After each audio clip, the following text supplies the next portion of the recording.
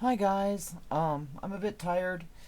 It's the end of the day, end of day 2 of the Morphew Hearing, and I will just give you a few highlights in this video. And also, I'd like to remind you to hit the notification bell. I've been hearing from a few people that they are not getting their notifications when my videos come up.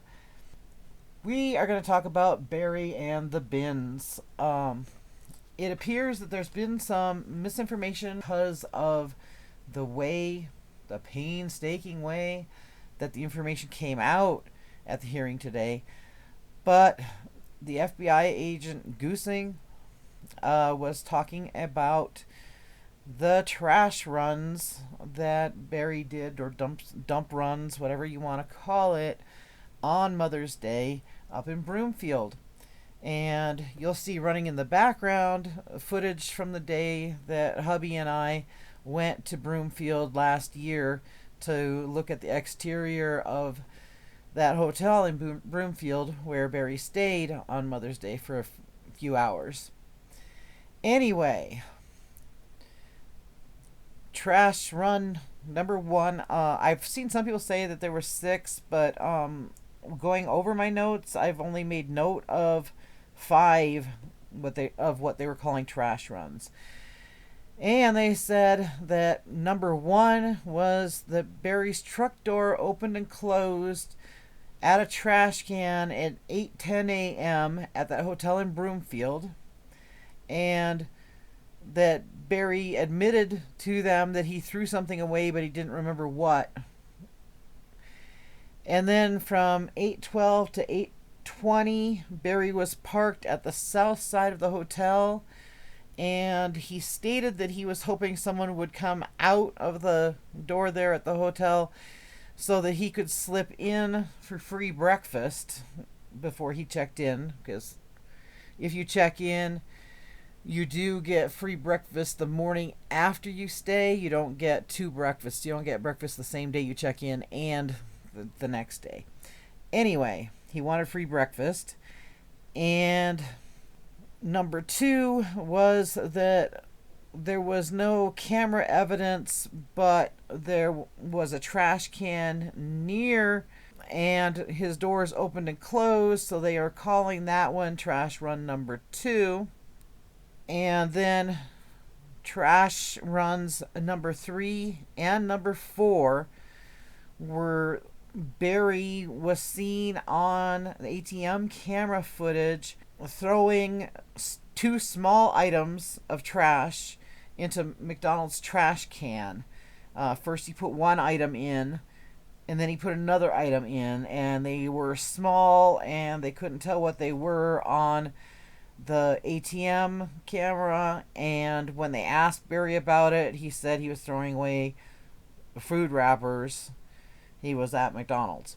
And then number 5, which is the one that people have been thinking there was trash bags for all of these runs, and it wasn't. Trash bag, container or pot, plastic one for a tree, and something that might have been a camouflage coat. They couldn't tell from the camera footage what it was.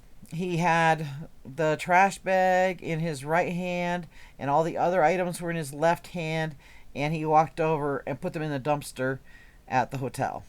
Those are the trash runs. Another thing that I was super curious about and came home and tried to research it and could not find anything by that term. The FBI agent said that a tranquilizer dart cap was found in the dryer at the Morphew home. I think he said it was a .22 caliber dart cap. And I can't find out what a dart cap is. So if anybody knows what a dart cap is, please comment below. The next thing that I'll talk about in this video is the GPS and cell phone location information. It turns out that, like, at the very opening of the affidavit, the FBI agent that wrote the affidavit strongly stated that on May 9th, Barry Morphew was running around outside the Puma Path house at 2:44 p.m. and that he was chasing Suzanne, and that then he did away with Suzanne and that he was moving towards where the bike was found, tracked by his cell phone signal that night. But then the FBI agent was forced to go over the points where Barry's cell phone pinged around the house when he was supposed to be chasing Suzanne, and what the GPS coordinates were for those pings, and then how much time it took to get from one ping to another. And it turned out that Barry would have been having to run at over 30 miles an hour and be running through walls to go to all these locations. And so then the FBI agent said that those pings weren't accurate. And then he admitted that he didn't pay attention very much to the report. And then it turns out that it's possible that all those different locations were one location and that the cell phone was stationary there.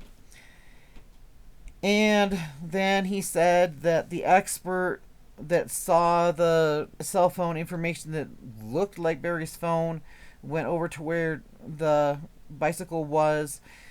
The expert said that that was better explained as being a signal bouncing around in that area because they have really bad cell phone coverage, and that the expert believes that Barry's phone was stationary in the house at that time.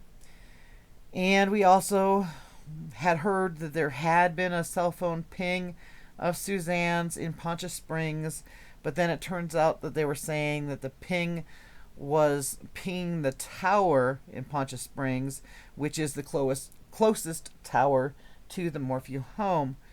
So it looks like there was no incriminating evidence that Barry was chasing Suzanne, and there was no incriminating evidence showing Barry going near the bike location.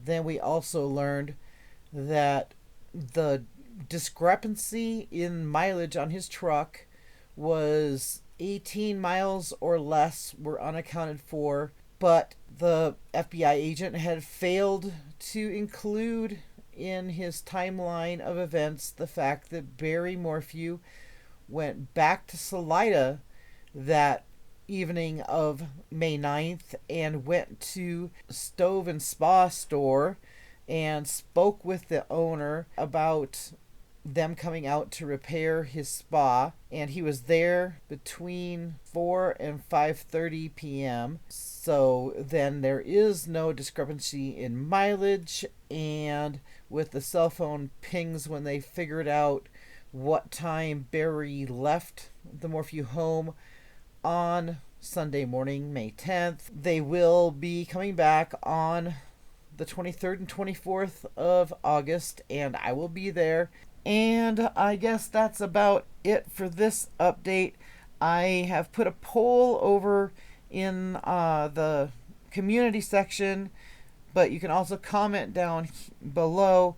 I'd like to know whether all this massive information, whether you're going to want to have it in a sequence of videos that are around 10 minutes, or if you want more than 10 minutes at a time, or less than 10 minutes. Thanks for watching Another Day in the Car with Jules. I'll see you in the next video.